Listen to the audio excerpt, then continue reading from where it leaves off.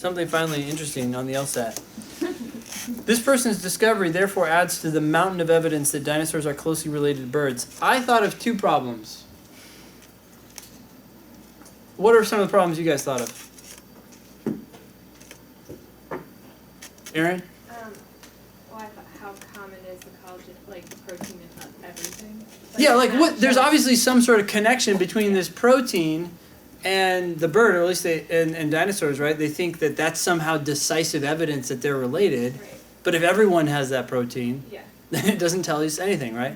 That's the main problem. How many people thought of that problem? Okay, good.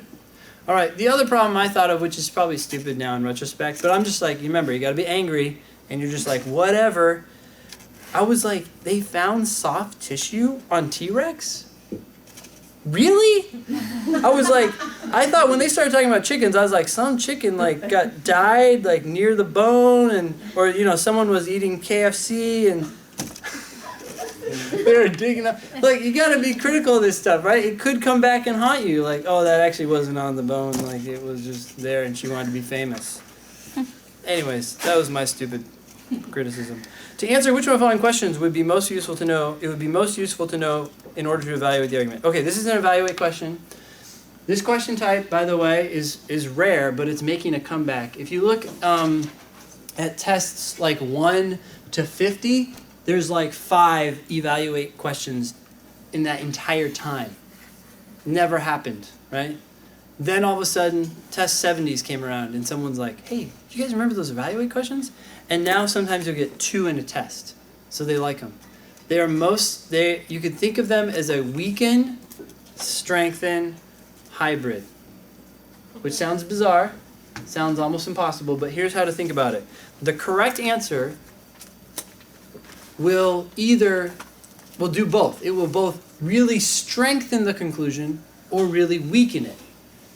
Notice what they said here in answer choice C. They said, how likely is it for animals that are not closely related to each other to have similar proteins, right? How likely is it? Well, one answer is it's really likely.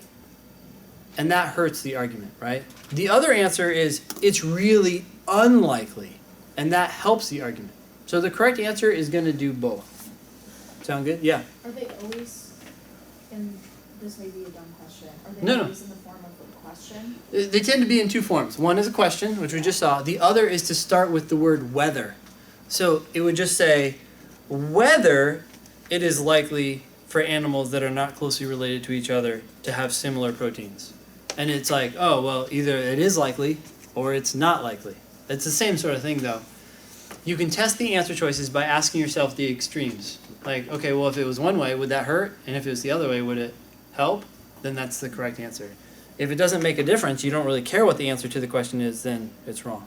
Other answers that we're attempting here? Yes, Dennis. It seems obvious now, but I put D. D. Is it possible that T-Rex is more closely related to modern-day chickens than to certain other types of dinosaurs? Okay, so one answer is, yeah, maybe it's even more related to chickens than to other dinosaurs. The other answer is no, it's not as related to chickens as to other dinosaurs. Right. But even in that case, that doesn't necessarily weaken the conclusion because it's not surprising that T-Rex was pretty closely related to other dinosaurs. It could be closely related to other dinosaurs more so than to chickens, but still be pretty closely related to chickens. Yeah. Right? So my thought with D was like, I don't really care how it relates to other dinosaurs. All I care about is how closely does it relate to chickens. And this doesn't necessarily push dinosaurs and chickens that far apart. Mm-hmm. Or birds even. Kitty? Oh yeah, I was tempted by A. A, okay. How rare is it to find preserved soft tissue on the bones? This is my issue, Yeah. right? I was like, hey. Well, the problem, though, and this is why my complaint was kind of silly, is that the 2 options here are is it's really rare, mm-hmm. right? And the other option is it's not that rare. Mm-hmm. Well, if it's really rare, then maybe this didn't happen, but it could still have happened. Rare things could happen, and they're asserting that it did. The other thing is if it's not really rare, well, then that doesn't actually change anything because it's like, oh, well, they just did something that's pretty common. Okay. Yeah. So maybe one weakens, but the other doesn't do anything. And we need one where it weakens and then strengthens, right? Yes? I chose C, Okay. but I was tempted by E E. because I was thinking of like whether or not researchers were acting on confirmation bias. Oh, that's deep. Yeah, exactly. That's too deep, but- They already thought this, and then they kind of like saw it in the results, and they're like, yeah, hey! Wow. Okay, well, that would make a good argument in a complex Supreme Court case. That's my thought here was, hey, did they suppose that had they thought about this before? No, they hadn't thought about it, but it turns out they are closely related. Or no, or they had been thinking about it, and it turns out to be closely related. Like, it doesn't actually change much. The other problem here, I think, with your issue, and it's the same problem with my issue with A, is that they said that the proteins were similar. So we can't really read too much into like oh, that finding was not true because you had a confirmation bias. But yeah, I like the way you think. Okay.